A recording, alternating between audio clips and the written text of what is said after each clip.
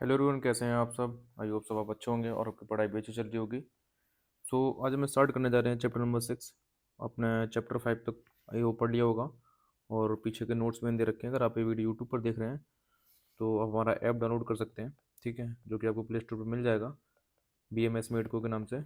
Otherwise आप इस video के डिस्क्रिप्शन में जब जाएंगे तो वहाँ पर आपको सभी लिंक मिल जाएंगे, ठीक है। चलिए स्टार्ट करते हैं। तो देखो, जो ये वाला चैप्टर है काफ़ी बड़ा चैप्टर है, आपने देखा होगा बुक में। बट क्या है कि यहाँ से क्वेश्चन बहुत ही कम पूछे जाते हैं। तो मैं केवल आपको वही इंपॉर्टेंट चीज़ें पढ़ाऊँगा जो आपको एग्ज़ाम में पूछी जाती हैं, ठीक है। बाकी आपको जो भी नोट्स हैं इम्पोर्टेंट के साथ वो आपको ऐप पर मिल जाएंगे, ठीक है। चलिए स्टार्ट करते हैं। नंबर फर्स्ट आता है आपका, यहाँ से चैप्टर स्टार्ट होता है अनुस्वरूप विज्ञानी, यानी कि देखो, इस चैप्टर के अंदर हम वो सब चीज़ों के बारे में जानने वाले हैं जो आप खाते हैं पीते हैं, ठीक है। आपके जितने भी आसपास चीज़ें हैं जो आप फूड की तरह इस्तेमाल करते हैं, उन सब चीज़ों के गुण इस वीडियो में, इस वाले चैप्टर में बताए गए हैं, ठीक है। चलिए स्टार्ट करते हैं। सबसे पहले यहाँ पर है साली चावलों के भेद। तो ये नहीं पूछा जाता है, इसको रहने दो। इसके बाद देखो, पूछा जाता है कि सूगदान वर्ग क्या है, ठीक है। तो देखो, सूग का मतलब होता है कांटा या बाल लगा रहता है, यानी कि जो धान्य हेमंत ऋतु में होते हैं और बिना कूटे ही स्वच्छ निकलते हैं, उन्हें साली धान्य कहते हैं। और सिम्बी धान हमारे क्या होते हैं, जो फली में से निकलता है।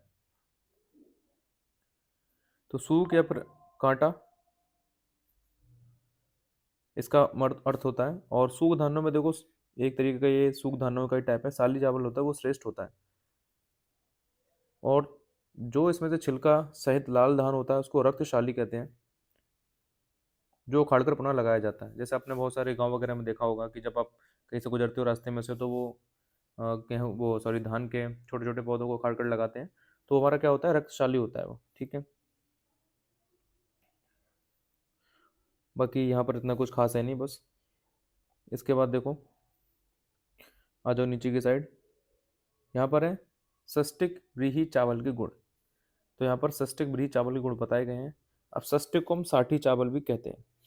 अब साठी क्यों कहते हैं, क्योंकि ये हमारा 60 यानी कि 60 दिनों में पककर तैयार होता है, इसलिए इसको साठी चावल कहते हैं। देखो यहाँ पर नीचे लिखा भी है कि ये धान ग्रीष्म से लेकर वर्षा ऋतु में होता है और 60 दिन में पककर तैयार होता है, इसलिए इसे सस्टिक कहा जाता है, ठीक है। अब इसके गुण देख लो क्या क्या है। ये सबसे पहली बात तो ब्रीही धान्यों में श्रेष्ठ होता है, स्निग्ध होता है, ग्राही होता है, लघु, रस में मधुर, त्रिदोषनाशक, स्थिर और शीतवीर होता है, ठीक है। ये हमारा दो तरीके का होता है, एक गौर यानी कि सफेद कलर का, और एक कृष्ण एक काले कलर का, ठीक है। दो प्रकार का ये होता है। काला तो नहीं, मतलब थोड़ा सा सांवले से कलर का होता है, ठीक है। और श्रेष्ठ हमारा कौन सा होता है, गौर वाला अधिक श्रेष्ठ होता है। इसके बाद नीचे आ जाओ। यहाँ से कुछ इंपॉर्टेंट है नहीं। हाँ, यहाँ से देखो, जौ का पूछा जाता है। तो जौ को हम बार्ले बोलते हैं, और हमारा ये कैसा होता है, रुक्ष है, शीतल, गुरु, मधुर यानी कि स्वादु, और वातकारक होता है। वृषकारक होता है, यानी कि शुक्र को बढ़ाने वाला होता है। दृढ़ता उत्पन्न करने वाला होता है। मूत्र, मेद, पित्त और कफ को जीतने वाला होता है। इसके अलावा इसका यूज किस किस योगों में करते हैं, पीनस, श्वास, काश, उरु स्तंभ, कंठ और त्वचा के रोगों को ये नष्ट करता है, ठीक है। आपको देखो, इसमें कोई लॉजिक है नहीं समझाने वाला, सब आपके जो गुण है वो आपको एज इट इज याद ही करने पड़ेंगे, ठीक है। इसके बाद देखो आ जाता है गेहूं। जो आप गेहूं की रोटी खाते हो उसके क्या गुण होते हैं। तुम्हारा ये वृक्ष होता है, ठीक है। शीत वीर होता है, ये गुरु होता है, स्निग्ध होता है, जीवनदायक है, वात पित्त नाशक है, और टूटे फूटे अंगों को जोड़ने वाला, और हमारा क्या है, स्थिरता उत्पन्न करने वाला होता है, ठीक है। और वायु का अनुलोमन करता है ये। इसके बाद देखो, मूंग के क्या गुण होते हैं। पहले जान लो आप कि ये मूंग वगैरह कौन से वर्ग में आती हैं। तो देखो, सिम्बी धान के अंतर्गत हमारे दाल आती है, ठीक है। जैसे मूंग है, आड़ की यानी कि अरहर की दाल है, मसूर की दाल है, तो ये सभी हमारी किस में आती है, सिम्बी धान के अंदर। तो उसमें सबसे फर्स्ट पॉइंट हमारा आता है मूंग। तो मूंग की दाल कैसी होती है, साथ में बताई गई है, ठीक है, हल्की होती है, लघु होती है, ठीक है, बट क्या होता है कि थोड़ा सा वात कारक होती है। इसके अतिरिक्त देखो जो मूंग है वो श्रेष्ठ है सिमि धान्यों में, ठीक है, अत्यंत वात कारक होती है। मूंग की दाल जो है बढ़ाने वाली होती है वात को, ठीक है, रुक्ष होता है, बहुत अधिक मात्रा में मल लाने वाला और गुरु होता है। कहीं कहीं पर देखो जो है मूंग की दाल को साथ में बताया गया है और कहीं कहीं पर उसके गुण लघु भी बताए गए हैं। तो वो एज ए जो प्रकृति होती है मनुष्य की उसके अकॉर्डिंग डिफर करती है, ठीक है। इसके बाद देखो नीचे आ जाओ, ये देखो यहाँ पर लिखा हुआ है, भाव प्रकाश निघंटु के अनुसार दालों की अपेक्षा हल्की होती है और आसानी से पचने वाली होती है, और इसका यूज को पथ के रूप में प्रयोग करते हैं, है ना, पथ के रूप में इसका प्रयोग करते हैं। उड़द की दाल देखो, उड़द की दाल के क्या क्या गुण है हमारे, स्निग्ध होती है, बल कफ मल और पित्त को बढ़ाने वाली होती है, सर यानी कि भेदक होती है, गुरु होती है, उष्ण होती है, वातनाशक होती है, स्वादु यानी कि मधुर होती है और शुक्र को बढ़ाने वाली होती है।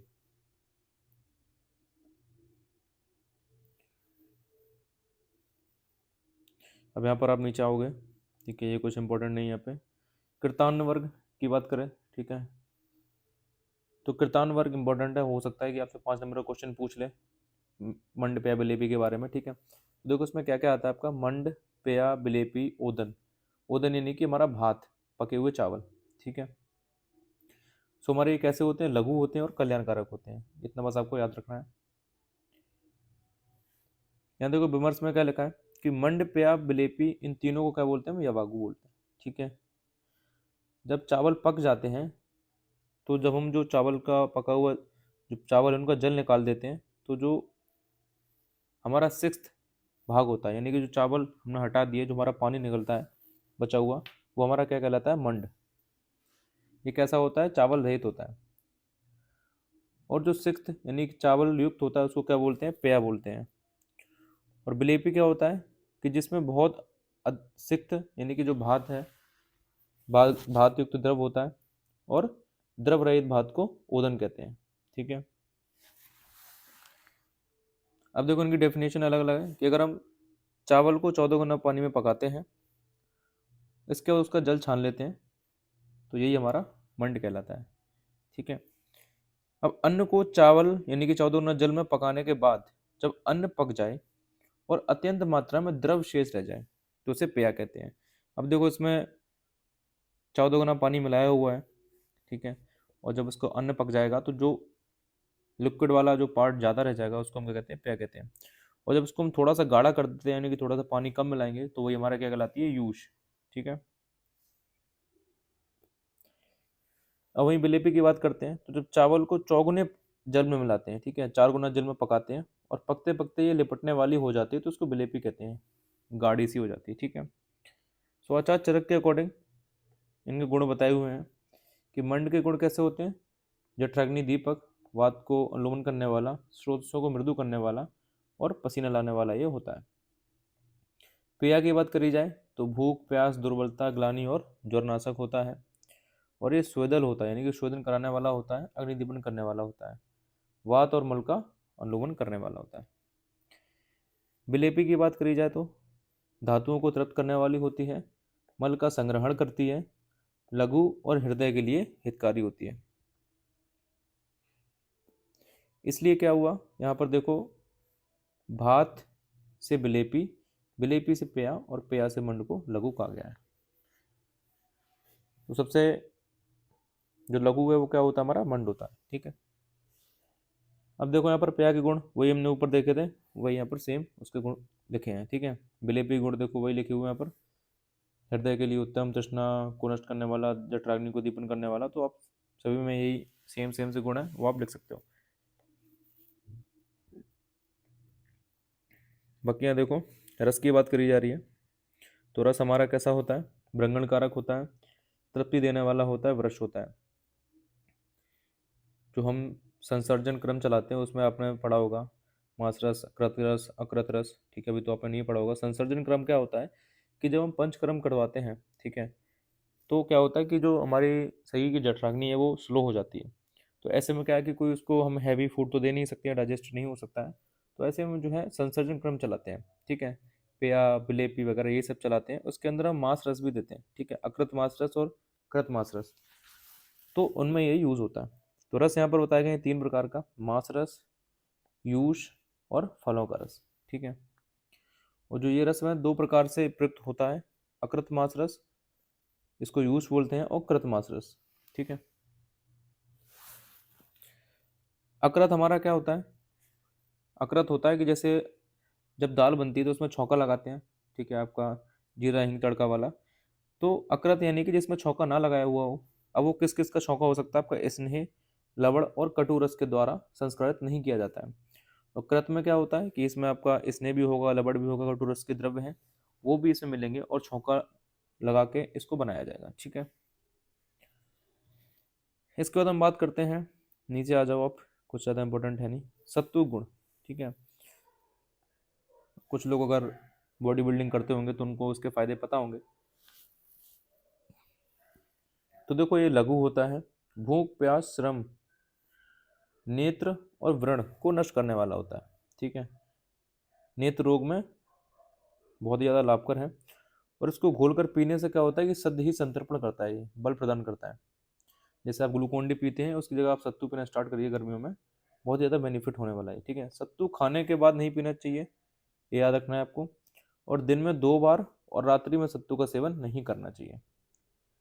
और अकेले भी केवल सत्तू को नहीं खाना चाहिए, साथ में आप गुड़ ले सकते हो, नमक ले सकते हो, ऐसी कुछ चीज़ें ले सकते हो। भोजन के बाद सत्तू के पिंड को दांत से काटकर और बहुत अधिक मात्रा में सत्तू नहीं खाना चाहिए, ठीक है।